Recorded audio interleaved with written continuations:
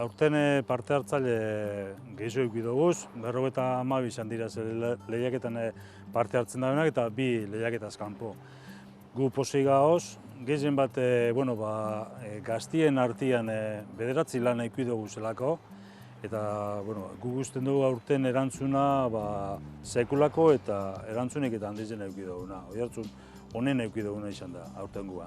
Bai, izalek indartzen doiala eta hori ez, gitxika, gero eta intxargizo, gero eta ezaguno gara, egiza da bakarrik gara euskera zitzen dugunak zinebilera hori, eta aurrera doiaz, eta jentia pozik hartzen gaitxuz gure zinemiliereia. Ia, 24an hasiko gara, amaren eskuak emongo da, horra izango da, apurtxu bat zabalduko dana zinebileria, eta gero 26-tik 30-era, arratzaldeko 7:00 ekitaldi guztiak emongo dira, pelikula guztiak ikusteko aukerango da.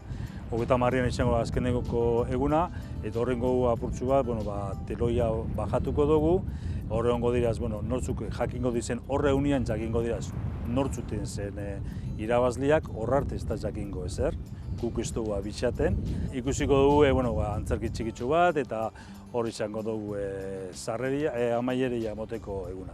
Herrizak ondo da, parte hartzaileak eurak arritxutak geltzen dira zelan jentiak moten da erantzuna eta askotan gomendagatxu hainbeste jente nire laburra ikusteko eta bai, arrakastan izako, legitxon beti onda zaletasuna zinia etxek. Nik 3 zine zautu doraz, eta bete etxen zirian. Eta garro nian zine bilera bete etxen da, egunero daukau jentia, peni da, ez daukaula lokalan dezo, eta seguru no beteko genduna. Erantzuna ona da, herrizak erantzun ona motetzu. Eskarak emobizake, 3 aldiare, antolatzaile, laguntzaileare, erakundiare laguntzen gatxuelako diru laguntzakin, parte hartzaileare, euren lanak bilatzen gatxulako, eta zelan ez, ikusliare, posiletzen da belako, eta jentia animaten dalako parte hartzen, hemen erantzun hona daukelako.